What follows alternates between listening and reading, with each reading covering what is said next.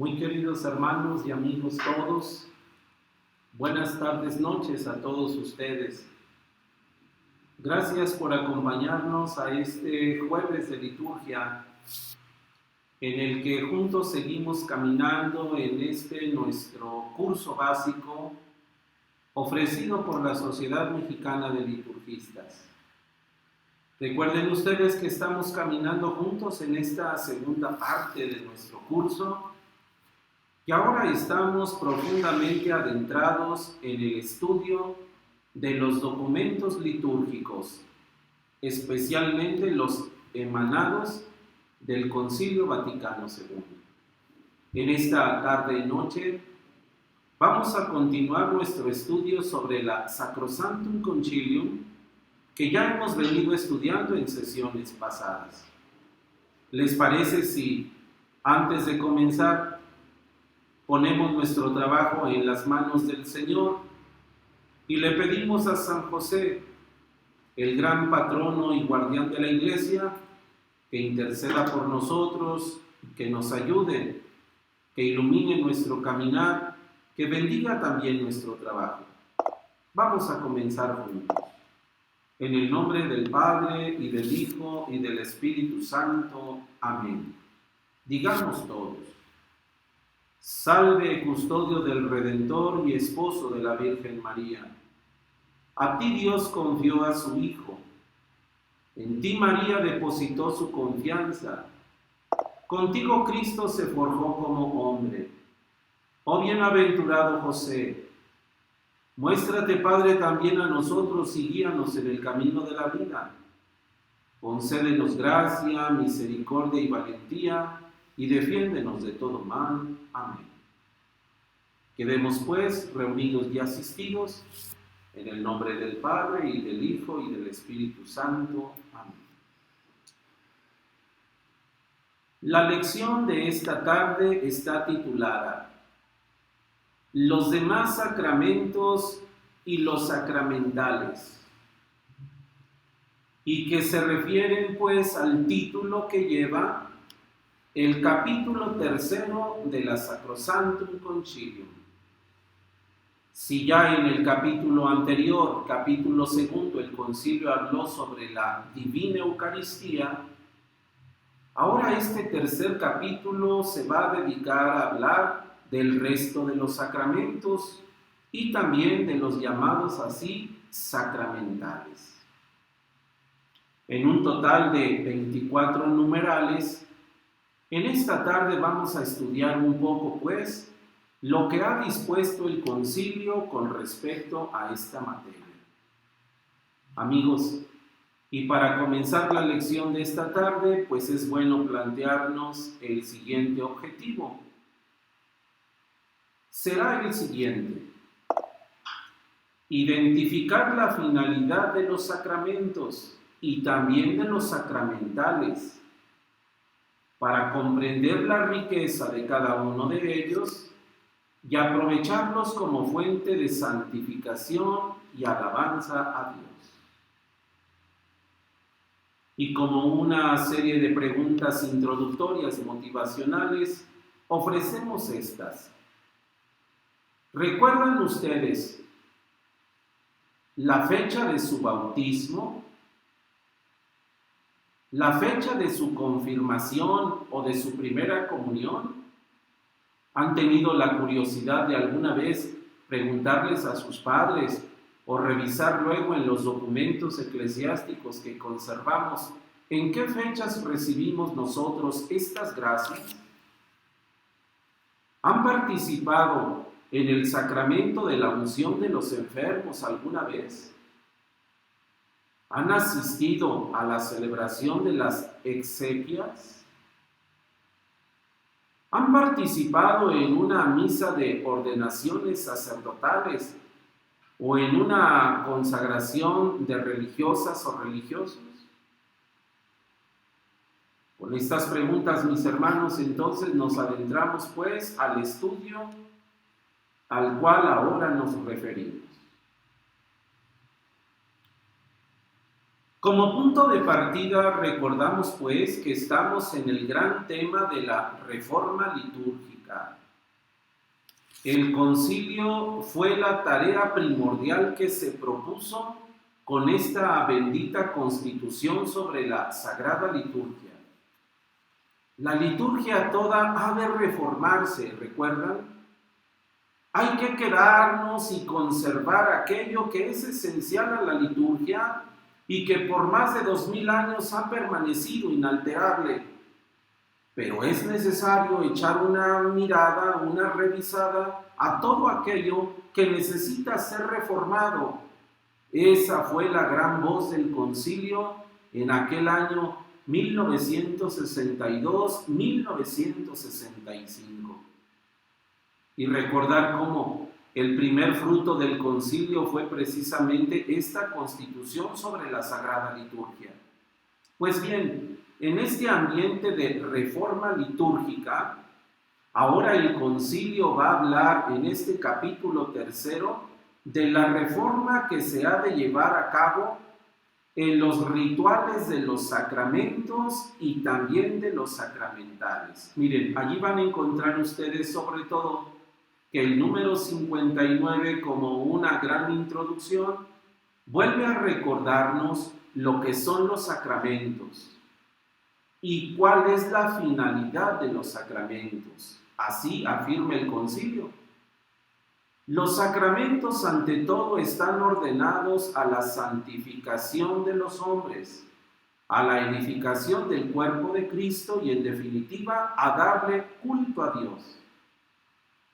Estos sacramentos no solo suponen la fe, sino que la alimentan y la robustecen. Y como se expresan por medio de palabras y de signos o de cosas, confieren ciertamente la gracia. Pero dice el concilio, por tanto es de suma importancia que los fieles comprendan fácilmente estos signos sacramentales y que reciban con mayor frecuencia aquellos sacramentos que han sido instituidos para alimentar su vida cristiana. También dice una palabra sobre los sacramentales y define a los sacramentales así: estos son signos sagrados creados según el modelo de los sacramentos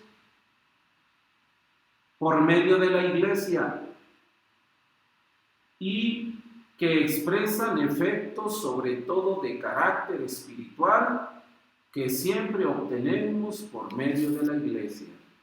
En otro momento, mis hermanos, vamos a hacer una diferencia un poquito más precisa de lo que es un sacramento y un sacramental. Por lo pronto decimos que los sacramentos son instituidos por Cristo, institución divina y que confieren la gracia. Los sacramentales, instituidos por la Iglesia, y a la manera de los sacramentos nos ayudan a acercarnos a la gracia que nos dan estos. Dice el concilio, por lo tanto, la liturgia de los sacramentos y de los sacramentales provocará que los fieles bien dispuestos, casi en todos los actos de la vida, resulten santificados por la gracia divina que emanan del misterio pascual de Cristo, es decir, de su pasión, muerte y resurrección. Con la recepción de sacramentos y sacramentales, el hombre recibe los efectos de la gracia del misterio pascual de Cristo. Pero también afirma el concilio, y esta es la razón de la reforma, tanto en los ritos sacramentales como en los ritos de las demás bendiciones.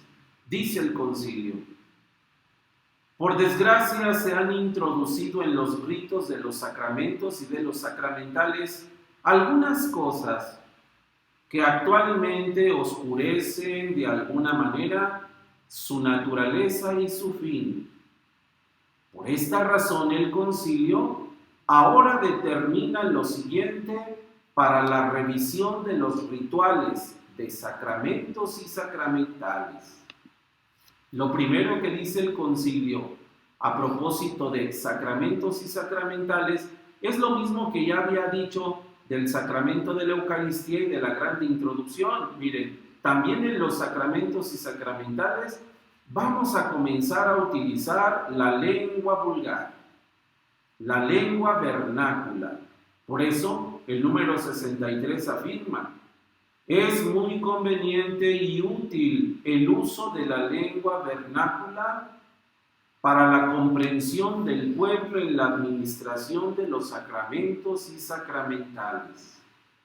Por eso el concilio afirma o sugiere que a partir de ahora se debe dar una mayor cabida a la lengua vulgar. En los sacramentos y sacramentales se utilizará entonces ahora la lengua vulgar, lengua vernácula, ya no en el latín de antes, sino ahora en la lengua de cada pueblo, para que los hombres comprendan más y mejor la gracia que van a recibir.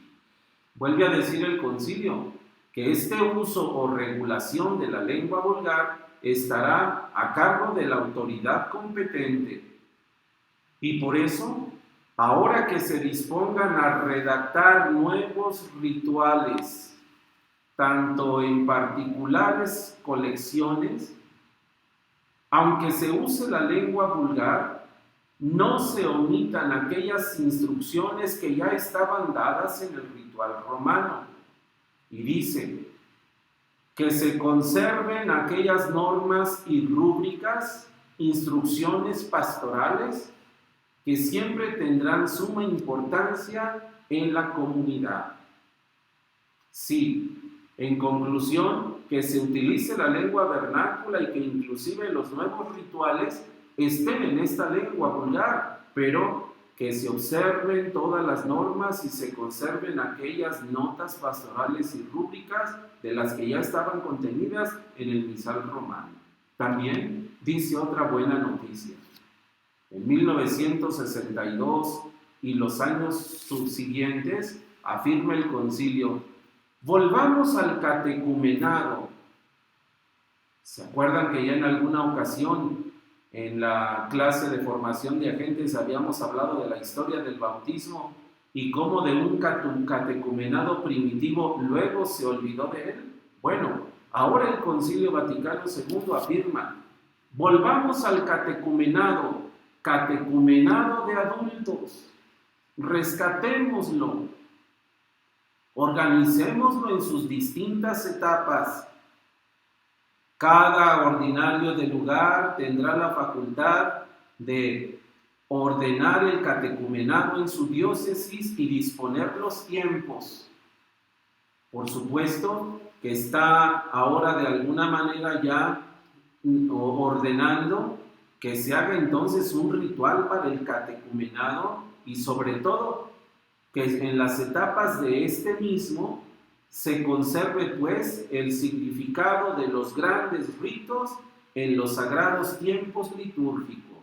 También el concilio afirma que en los casos de misiones o países de misión en donde apenas se está llevando a cabo el trabajo de evangelización, pues en estos elementos de iniciación cristiana también se admitan aquellos elementos propios de cada pueblo, que se revisen los ritos del bautismo, tanto el de adultos como el de infantes, que se revise el rito simple como también el rito solemne, y manda una cosa muy importante: a partir de ahora aparezca en el misal romano una misa llamada propia para la recepción del bautismo. Es decir, que ahora el bautismo también puede tener su misa propia. En el ritual del bautismo de los niños, dice el concilio, que también se adapte realmente a su condición y se ponga más de manifiesto en el rito de la participación, aparezcan claras las obligaciones de los papás y de los padrinos. Algo que parece ser que antes del concilio no estaba muy bien señalado o muy bien marcado. ahora en el nuevo ritual del bautismo de infantes, una nota, un apartado especial para papás y padrinos sobre sus deberes y sus obligaciones. Se pide también que en el ritual del bautismo se hagan las adaptaciones para cuando haya un gran número de bautizantes y que aparezca también un rito abreviado que pueda ser utilizado en las misiones y también por los catequistas o por cualquier laico, inclusive en peligro de muerte. Un rito breve que en nuestros días y ya en la práctica, queridos amigos, algunos de ustedes lo sabrán, este rito breve inclusive nosotros lo hemos distribuido en algunos hospitales, en algunas comunidades, con algunos de nuestros ministros, porque siempre se podrá ofrecer un bautismo en peligro de muerte. Puede ser presidido por cualquiera de nosotros bautizados y auxiliados por ese ritual, podemos administrar válidamente el bautismo a una criatura o a alguna persona ya mayor en peligro de muerte. También afirma el concilio que hay que preparar un nuevo ritual, sobre todo aquel que ponga de manifiesto con mayor claridad y precisión del niño que ya ha sido bautizado, pero que ahora va a ser introducido en la iglesia. Ahí lo dice con palabras latinas, ¿verdad? Al antiguo rito llamado el ordo supplendi omissa super infantem baptisam, ahora hay que introducir un nuevo rito en donde aparezca con mayor claridad esa realidad de que el niño bautizado ya ha sido introducido en la iglesia.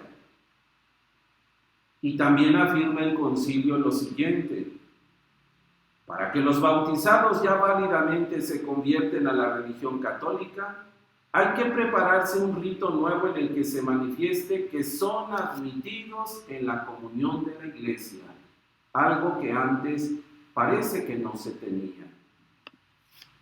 El número 70 del concilio dice esto: fuera del tiempo pascual, el agua bautismal puede ser bendecida dentro del mismo rito del bautismo usando una fórmula más breve. Recuerden ustedes que en la antigua liturgia bautismal, pues el agua se bendecía en la Pascua solamente. Ahora se dice que cada vez que celebremos nosotros el rito del bautismo, podemos y debemos bendecir esa nueva agua a través de una oración más simple. Vean que todos estos numerales hasta ahora nos han hablado pues ampliamente del sacramento del bautismo y las nuevas disposiciones que se da, sobre todo ahora que se reforman los rituales para celebrar más y mejor este sacramento. Ahora el número 71 y los siguientes van a hablar de los siguientes sacramentos. Miren, el concilio pide que se revise también el ritual de la confirmación, que aparezca más claramente la íntima relación de la confirmación en el proceso de la iniciación cristiana. Dice el concilio que la confirmación se podrá administrar ahora dentro de la misa, algo que parece que antes no se hacía, ¿verdad? Lo que ahora llamamos, solo se celebraba el rito de la confirmación, pero no la celebración eucarística. Ahora, a partir de la sugerencia del concilio, podremos celebrar la misa y dentro de ella celebrar el sacramento de la confirmación como actualmente de forma ordinaria lo realizamos.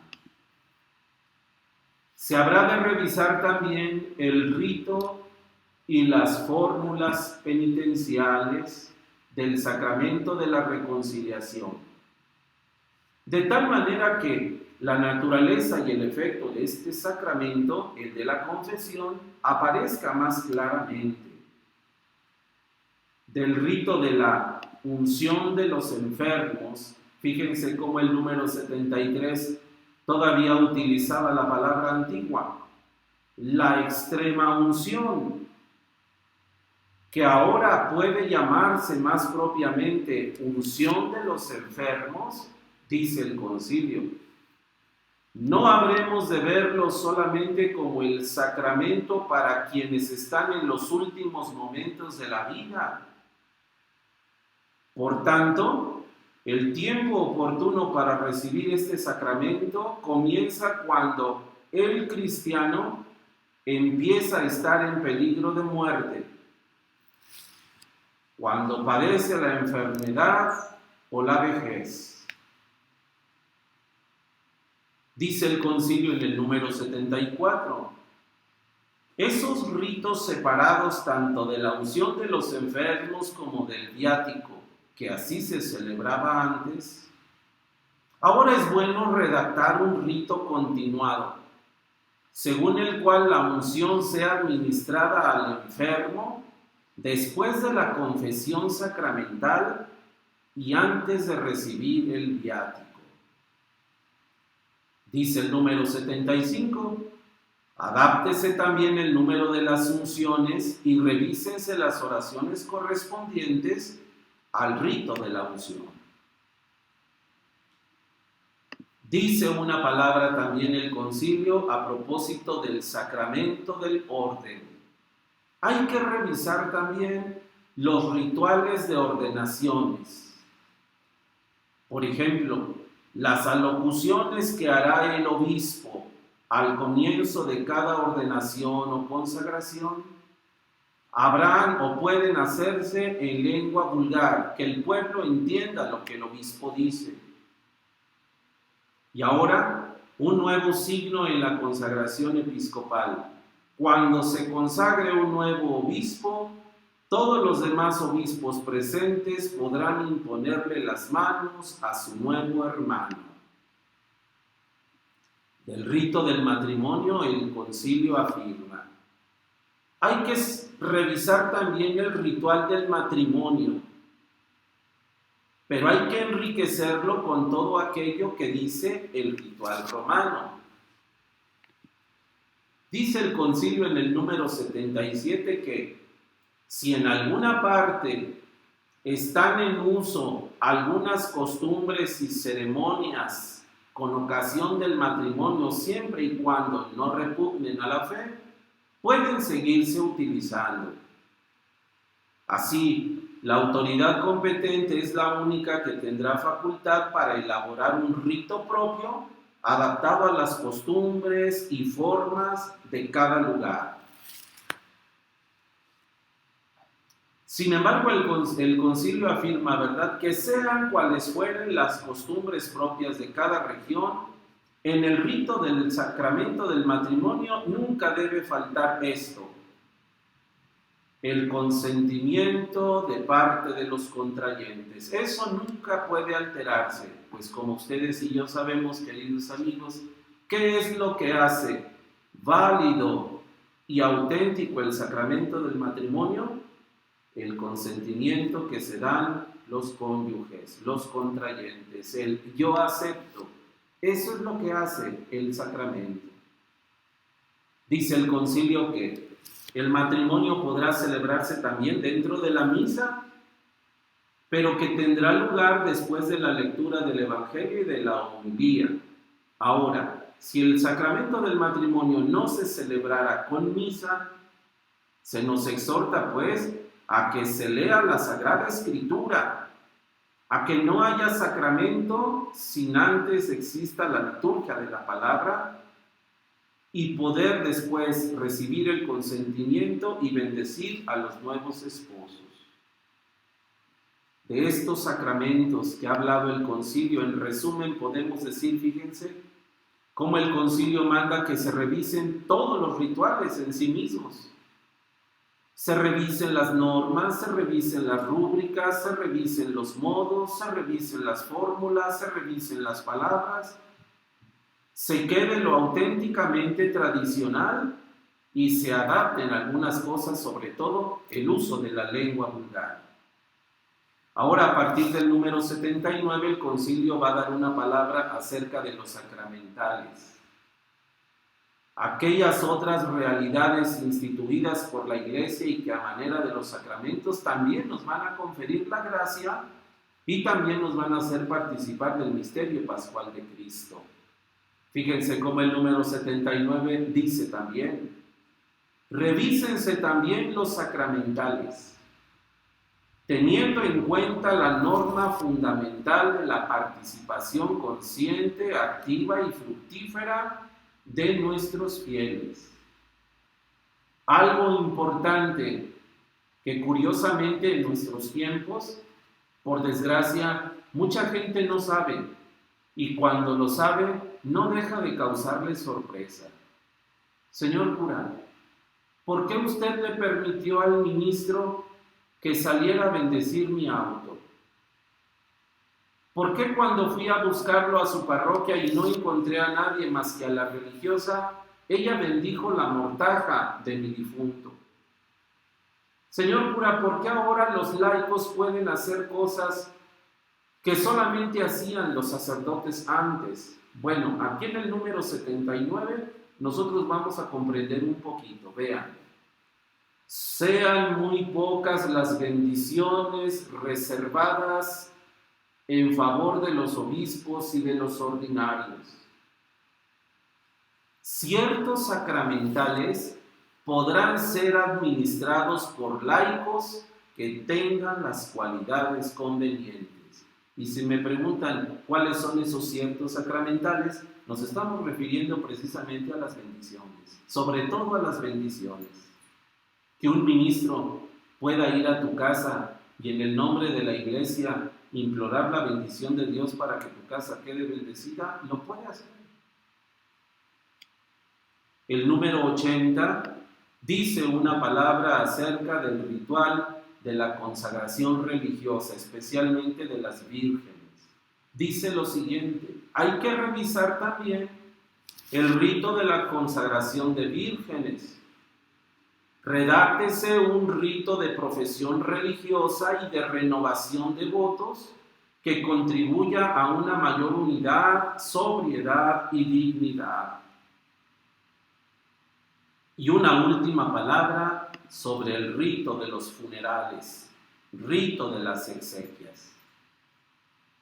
El rito de las exequias o de los funerales debe expresar más claramente el sentido pascual de la muerte cristiana y mejor responder a las circunstancias y tradiciones de cada país, aun en lo referente al color litúrgico. Por tanto, revísese también este rito de las exequias, revísese el rito de la sepultura de los niños, dotándolo inclusive de una misa propia. Como pueden ver, mis hermanos, entonces esto que habla el concilio en este capítulo 3 de la Sacrosanctum Concilium manda que ahora se revisen todos los rituales de los sacramentos y de los sacramentales. Y con la licencia de ustedes, miren, me voy a regresar unas láminas solamente para decirles que a la hora que me ayudaron a preparar esta clase, en una de las láminas, fíjense ustedes cómo aparece en esta lámina en la parte de abajo estos nuevos rituales. Este fue el resultado de la reforma litúrgica conciliar. Ahora en la Iglesia tenemos todos estos nuevos rituales, ya reformados y puestos en práctica. Al menos ahí aparecen algunos, miren, el ritual de las exequias, el ritual del matrimonio, el ceremonial de los obispos, el ritual de los demás sacramentos, el ritual del bautismo de niños.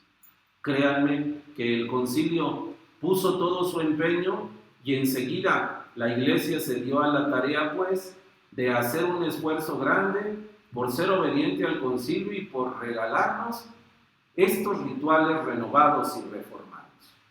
Yo termino esta lección ofreciéndoles la siguiente actividad como pase de lista, misma que nos gustaría que me reportaran para saber cuáles son los alumnos que siguen todavía trabajando con nosotros este curso. Miren, esta actividad es muy sencilla y al mismo tiempo nos ayuda a recordar la lección. Hay que unir con una flecha la frase con la palabra o palabras que correspondan a lo que acabamos de decir. Por ejemplo, sentencia número 1. Están ordenados a la santificación de los hombres y a la edificación del cuerpo de Cristo. ¿De qué estamos hablando? De los sacramentos. Entonces hay que hacer allí unir con una flecha el enunciado con la palabra y así tendremos una visión panorámica de lo que ahora hemos estudiado. Por su atención, muchas gracias. Agradezco mucho la presencia de ustedes y con el favor de Dios nos encontramos el próximo jueves. Hasta entonces y que Dios los acompañe.